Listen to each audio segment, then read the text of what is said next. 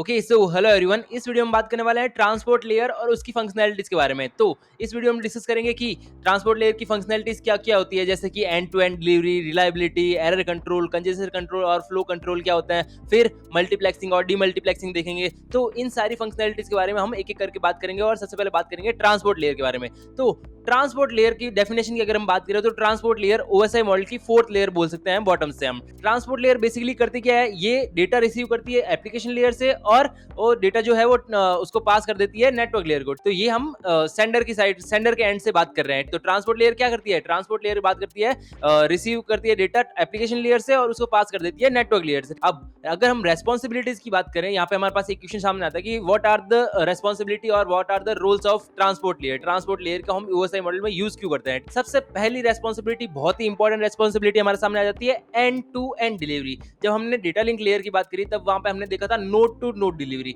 ठीक है, अब ट्रांसपोर्ट लेयर में हम बात करेंगे एंड टू एंड डिलीवरी। जो एंड टू एंड डिलीवरी है इसको हम पोर्ट टू पोर्ट डिलीवरी बोलते हैं या फिर प्रोसेस टू प्रोसेस डिलीवरी भी बोलते हैं। अब पोर्ट टू पोर्ट डिलीवरी होती क्या है भाई साहब, जैसा कि आप मान लीजिए एक मशीन यूज कर रहे हो, उसमें बहुत सारी एप्लीकेशंस आप यूज कर रहे हो। ठीक है, तो उस जो सारी एप्लीकेशंस है, हर एक एप्लीकेशन का अलग अलग हम पोर्ट नंबर डिफाइन कर देते हैं, पोर्ट नंबर एक अलग डिजिट हो जाता है। तो पोर्ट टू पोर्ट डिलीवरी बोलते हैं end to end delivery, process to process delivery बोलते हैं ट्रांसपोर्ट लेयर को। ठीक है, ट्रांसपोर्ट लेयर की फर्स्ट रेस्पॉन्सिबिलिटी क्या है, पोर्ट टू पोर्ट डिलीवरी करना, एंड टू एंड डिलीवरी करना और प्रोसेस टू प्रोसेस डिलीवरी भी मतलब बोल सकते हैं इसको। अब हम एक एग्जांपल के तौर पर अगर बात करें कि इसको करते कैसे हैं, तो हमारे पास एक कोई नेटवर्क ए है और एक कोई नेटवर्क बी है। तो नेटवर्क ए में भी बहुत सारे होस्ट है जो कि अलग अलग टोपोलॉजी से कनेक्टेड है, नेटवर्क बी में भी बहुत सारे होस्ट है जो अलग टोपोलॉजी से कनेक्टेड है। नेटवर्क ए में हमारे पास है होस्ट A1। ठीक है, बहुत सारे होस्ट में से हमारे पास A1 होस्ट है और नेटवर्क बी में हमारे पास होस्ट है B1। अब जो A1 है वो कम्युनिकेट करना चाहता है B1 के साथ। तो यहाँ पे हम क्या ये हमारे पास एग्जांपल सिनेरियो है। तो यहाँ पे डेटा लिंक लेयर का अगर हम कंपैरिजन देखें तो डेटा लिंक लेयर में हमने क्या देखा था, डेटा लिंक लेयर में हमने देखा था कि जहां वहां पे क्या था, वहां पे नोड टू नोड डिलीवरी थी, हॉप टू हॉप डिलीवरी थी। डेटा लिंक लेयर में हमने देखा था कि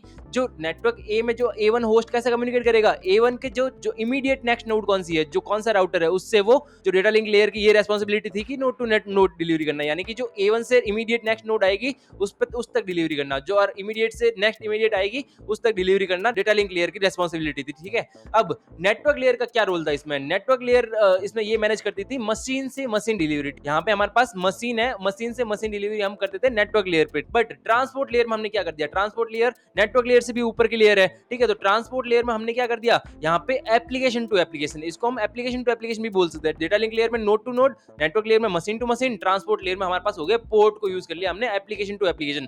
हर एक एप्लीकेशन का एक अलग पोर्ट नंबर होता है, जिस मतलब 16 बिट का हम बोल सकते हैं, 16 बिट का आइडेंटिफायर जिसको बोलते हैं, पोर्ट नंबर हर एक एप्लीकेशन का अलग अलग होता है। तो अगर हम पोर्ट का एग्जांपल ले तो SMTP एक मेल ट्रांसफर करने के लिए प्रोटोकॉल होता है जिसको हम ट्रांसपोर्ट लेयर पे यूज करते हैं। तो SMTP यूज करता है कि पोर्ट नंबर 25। तो इसका प्रोसेस देखें तो A1 सेंड करता है डेटा एक स्पेसिफिक पोर्ट से। ठीक है, हमने यहाँ पे मान लो मेल सेंड कर रहे हैं स्पेसिफिक पोर्ट 25 से। अब B1 वो रिसीव करता है डेटा स्पेसिफिक एप्लीकेशन पे। ठीक है, जीमेल पे अगर वो रिसीव कर रहा है या फिर किसी और एप्लीकेशन पे रिसीव कर रहा है, मान लीजिए उसका पोर्ट नंबर है 120। ठीक है, तो यहाँ पे जो डिलीवरी हुई वो कौन सी डिलीवरी हुई, port to port, port number 25 से पोर्ट नंबर 120 तक ये डिलीवरी हुई अपनी ट्रांसपोर्ट लेयर में। अब सेकंड रेस्पॉन्सिबिलिटी हमारे पास सामने आ जाती है रिलायबिलिटी। रिलायबिलिटी बहुत इंपॉर्टेंट रेस्पॉन्सिबिलिटी है ट्रांसपोर्ट लेयर की। तो इसमें हम क्या करते हैं, यहाँ पे हम कुछ जो प्रोटोकॉल्स है ट्रांसपोर्ट लेयर पे वो रन कर रहे होते हैं, उससे हम रिलायबिलिटी अचीव करते हैं। अब कैसे अचीव करते हैं, ट्रांसपोर्ट लेयर में हमारे पास दो प्रोटोकॉल आते हैं, TCP और UDP। TCP मतलब ट्रांसमिशन कंट्रोल प्रोटोकॉल, UDP मतलब यूजर डाटाग्राम प्रोटोकॉल। अब अगर आपको रिलायबिलिटी अचीव करनी है तो आप TCP का यूज करोगे ट्रांसपोर्ट लेयर में। ठीक है, अब TCP के एडवांटेजेस क्या क्या है, TCP के बारे में बहुत सारे डिटेल्स में हम आगे बात करेंगे वीडियोस में। बट अगर हम बेसिक समझे तो TCP के एडवांटेज क्या है हमारे पास, TCP जो है हमारे पास कनेक्शन ओरिएंटेड प्रोटोकॉल है। ये कनेक्शन पहले बनाता है लाइक टेलीफोन जो हम पहले यूज करते थे, टेलीफोन में हमारे पास जो कॉल होती थी वो पहले लाइन हमारे पास कनेक्शन ओरिएंटेड होती थी। ठीक है, तो यहाँ पे हमारे पास क्या गारंटी है, यहाँ पे हमारे पास दो चीजों की गारंटी है। एक, हमारे पास जो डेटा है उसका कोई लॉस नहीं होगा, और सेकंड क्या है, हमारी in order delivery. In order मतलब कि जैसे कि मान लो आपने लाइव मैसेज भेजा है, LIVE, आपने L पहले टाइप किया है, I बाद में, V बाद में और E बाद में, तो जो रिसीवर है हमारा वो उसको इन ऑर्डर ही रिसीव करे, उसको आउट ऑफ ऑर्डर रिसीव ना करे। तो ये गारंटी कौन देता है, ये गारंटी देता है TCP हमारे पास। ठीक है, तो इसीलिए हमारी रिलायबिलिटी जो है ट्रांसपोर्ट लेयर में बढ़ जाती है, गारंटी देती है। बट जो नेटवर्क लेयर थी वो अनरिलायबल थी। क्यों, वो कोई गारंटी नहीं दे रही कि हम आउट ऑफ ऑर्डर भेजेंगे हमारे पास डेटा लॉस होगा कि नहीं होगा। ठीक है, तो जो टीसीपी है इसका एडवांटेज ये है कि हमारा कोई भी डेटा जो है वो लॉस नहीं होगा। अगर हमारे पास 4 पैकेट हम सेंड कर रहे हैं तो 4 के 4 रिसीवर तक पहुंचने चाहिए, ये गारंटी लेता है टीसीपी, ठीक है, अगर हम टीसीपी प्रोटोकॉल का यूज कर रहे हैं। और क्या गारंटी लेता है? इन ऑर्डर डिलीवरी, ठीक है। बट नेटवर्क लेयर के कंपैरिजन में क्या देख रहे हैं हम, नेटवर्क लेयर जो थी वो अनरिलायबल थी, वहां पे कोई गारंटी नहीं थी हमारे पास। अगर हम यूडीपी के यूज केस की बात करें तो यहाँ पे हमारे पास रिलायबिलिटी अगर हमें नहीं चाहिए, हमें अगर मान लो ऐसा ज्यादा हमारी रिक्वायरमेंट नहीं है रिलायबिलिटी की, तो हम उसको यूडीपी को यूज कर सकते हैं, ठीक है। यूडीपी टीसीपी से उल्टा है काम करता है, ठीक है। अब अगर हम रियल वर्ल्ड एप्लीकेशन की बात करें तो एचटीटीपी जो है वो टीसीपी को यूज करती है वेब पेज की डिलीवरी करने के लिए, ठीक है। ये रियल वर्ल्ड का एग्जांपल हो गया। यहाँ पे जब हम एचटीटीपी को यूज करते हैं तो वो क्या यूज है उसका, उसको चाहिए कि रिलायबिलिटी ज्यादा हो, तो वो टीसीपी को यूज करता है अपनी वेब पेज की डिलीवरी करने के लिए। अब थर्ड रेस्पॉन्सिबिलिटी हमारे पास आ जाती है एरर कंट्रोल की। ट्रांसपोर्ट लेयर की बहुत इंपॉर्टेंट फंक्शनैलिटी क्या है? एरर कंट्रोल की। अब आप बोलोगे हमने एरर कंट्रोल तो डेटा लिंक लेयर में भी देखा था, बट डेटा लिंक लेयर में हमने क्या देखा था? डेटा लिंक लेयर पे हर नोड पे एरर चेक हो रहा था कि यहाँ पे एरर है, आया या नहीं आया हमारे मैसेज में, एरर आया या नहीं आया मैसेज में। और जो मेथड था डेटा लिंक लेयर में हम कौन सा यूज कर रहे थे? सीआरसी यूज कर रहे थे। बट यहाँ पे हम कौन सा मेथड यूज कर रहे हैं? यहाँ पे हम चेकसम मेथड यूज कर रहे हैं। और जो हमारी फर्स्ट मशीन है और जो रिसीविंग मशीन है, डेस्टिनेशन मशीन है, उसके ही बीच में हम एरर कंट्रोल कर रहे हैं, ठीक है। वहां पे हम चेकसम मैच कर रहे हैं कि जो हमारा जो डेटा है जो मशीन तक रिसीव हुआ वो एग्जैक्ट चेकसम मैच करेगा कि अगर सेम है तो यहाँ पे कोई एरर नहीं है, अगर सेम नहीं है तो वहां पे एरर है, ठीक है। तो इसका प्रोसेस क्या होता है कि जो रिसीवर है वो चेकसम को रिकैलकुलेट करता है, जो हमने रिसीव्ड डेटा है उसने जो रिसीव किया है उसमें रिकैलकुलेट करता है चेकसम को, ठीक है, और कंपेयर करता है सेंडर के चेकसम से, ठीक है। तो ये हमारे पास प्रोसेस होता है। अगर यहाँ पे मैच हो जाता है चेकसम सेंडर की मशीन से तो यहाँ पे हमारे पास डेटा में कोई भी एरर नहीं आया है, और अगर हमारा मिसमैच होता है तो वहाँ पे एरर आया है कोई ना कोई, तो हम वहाँ पे चेकसम की मदद से एरर डिटेक्ट करते हैं डेटा लिंक ट्रांसपोर्ट लेयर में। डेटा लिंक लेयर में हमने क्या यूज किया था? डेटा लिंक लेयर में हम सीआरसी यानी कि साइक्लिक रिडंडेंसी चेक यूज किया था। बट ट्रांसपोर्ट लेयर में हमारे पास जो एंड टू एंड है वहाँ पे हम नोड टू नोड कर रहे थे, बट ट्रांसपोर्ट लेयर में हम एंड टू एंड कर रहे हैं। तो यहाँ पे हम ये मेन हमारे पास डिफरेंस देखने को मिल जाता है कि यहाँ पे हम चेकसम का यूज करते हैं और डेटा लिंक में हमने सीआरसी का यूज किया था, ठीक है। अब नेक्स्ट रेस्पॉन्सिबिलिटी हमारे सामने आ जाती है कंजेशन कंट्रोल और फ्लो कंट्रोल की। तो अगर हम फ्लो कंट्रोल की बात करें तो ये सेंडर की साइड से और रिसीवर की साइड से स्पीड को मैनेज करना है, यानी कि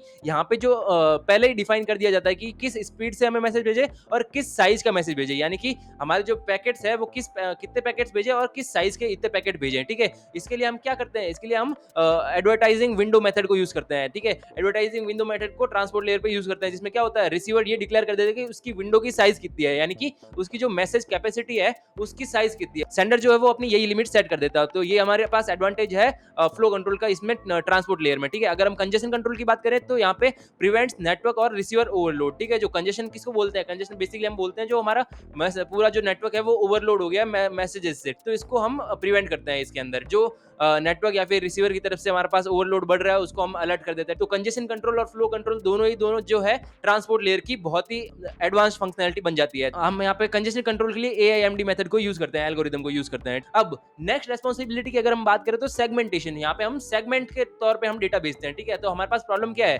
प्रॉब्लम है कि जो एप्लीकेशन लेयर है वो कंटिन्यूअस डेटा स्ट्रीम सेंड कर रही है, कोई भी उसमें सेगमेंट नहीं है, कोई भी उसमें जो है वहां पे अनस्ट्रक्चर्ड बिट्स है वो, ठीक है। तो इसका सॉल्यूशन क्या कर रहे हैं हम जब नेटवर्क लेयर को हम डेटा प्रोवाइड आगे कर रहे हैं ट्रांसपोर्ट लेयर से, जब हमारे पास डेटा है वो तो कंटिन्यूअस डेटा स्ट्रीम में आ रहा है 01010101, ठीक है। ऐसे कंटिन्यूअस डेटा स्ट्रीम में हमारे पास डेटा आ रहा है। तो इसका सॉल्यूशन हमने क्या किया? ट्रांसपोर्ट लेयर है वो उनको सेगमेंट्स में ब्रेक करती है और आगे नेटवर्क लेयर को प्रोवाइड करती है। तो यहाँ पे जो सेगमेंट्स है उसमें हम हेडर भी ऐड कर देते हैं, ठीक है। तो ये हमारे पास सेगमेंटेशन की एक्स्ट्रा फंक्शनैलिटी आती है ट्रांसपोर्ट लेयर में, और जो ये सेगमेंट्स है वो नेटवर्क लेयर को आगे हम पास कर देते हैं। इसकी टर्मिनोलॉजी आप समझिए कि यहाँ पे जो सेगमेंट्स है वो पैकेट्स नहीं है, पैकेट्स तो नेटवर्क लेयर पे आते हैं, बट यहाँ पे हम जो टीसीपी यूडीपी का यूज करके जो सेगमेंट्स में डेटा कन्वर्ट करके आगे नेटवर्क लेयर को भेज रहे हैं। अब यहाँ पे नेक्स्ट रेस्पॉन्सिबिलिटी हमारे पास आ जाती है मल्टीप्लेक्सिंग और डीमल्टीप्लेक्सिंग की, ठीक है। मल्टीप्लेक्सिंग सेंडर के एंड पे होती है और डीमल्टीप्लेक्सिंग रिसीवर के एंड पे होती है। अगर हम मल्टीप्लेक्सिंग की बात करें तो मल्टीप्लेक्स में हम क्या करते हैं? जो हमारे पास बहुत सारे मल्टीपल एप्लीकेशन, ठीक है, तो यहाँ पे बहुत सारे मल्टीपल एप्लीकेशन जो A1 से लेके A5 तक है, ठीक है, वो साइमल्टेनियसली डेटा सेंड कर रहे हैं, तो हम उसको एक ही में कर देते हैं, मैन इनटू वन, यानी कि transport layer combines data into single channel. उसको एक सिंगल चैनल में जो बहुत सारी एप्लीकेशन है उसके डेटा को अब एक सिंगल चैनल में कन्वर्ट करके आगे ट्रांसफर कर देती है रिसीवर को, ठीक है। तो यहाँ पे मैन इनटू वन हो गया, ठीक है। अब डीमल्टीप्लेक्सिंग क्या है? डीमल्टीप्लेक्स में हमारे पास रिसीवर की साइड भी, यानी कि जो हमने डेटा एक चैनल में कन्वर्ट करे सिंगल चैनल में कन्वर्ट करके भेजा है, इनकमिंग डेटा है जो उसको हमें सेपरेट करना है, ठीक है। तो यहाँ पे हम उसके लिए मल्टीप्लेक्सिंग का यूज करते हैं, यानी कि वन टू मैनी। अब जो हमारा डेटा है वो अलग अलग एप्लीकेशन के लिए होगा ना, कोई जीमेल के लिए होगा, कोई फेसबुक के लिए होगा, तो उसको हम जो टारगेट एप्लीकेशन है उसके लिए उसकी तरफ उसकी जो पोर्ट नंबर्स है उसको यूज करके उसकी तरफ रूट कर देते हैं। तो ये हमारे पास मल्टीप्लेक्सिंग और डीमल्टीप्लेक्सिंग की एक्स्ट्रा फंक्शनलिटी आ जाती है ट्रांसपोर्ट लेयर की। तो ये सब कुछ था ट्रांसपोर्ट लेयर के बारे में। एंड टू एंड डिलीवरी करती है ट्रांसपोर्ट लेयर, रिलायबल है, error control, congestion control, flow control, segmentation और मल्टीप्लेक्सिंग डीमल्टीप्लेक्सिंग, ये सब कुछ है ट्रांसपोर्ट लेयर की रेस्पॉन्सिबिलिटीज, जिनको हम आगे आने वाले फर्दर वीडियोस में और डिटेल में डिस्कस करेंगे। टीसीपी और यूडीपी बहुत ही ज्यादा इंपॉर्टेंट कॉन्सेप्ट है हमारे पास, तो इनको हम आने वाले वीडियोस में बहुत ही ज्यादा डिटेल में डिस्कस करेंगे। तो इस वीडियो के लिए बस इतना ही, मिलते हैं हम आपको नेक्स्ट वीडियो में, तब तक के लिए बाय बाय।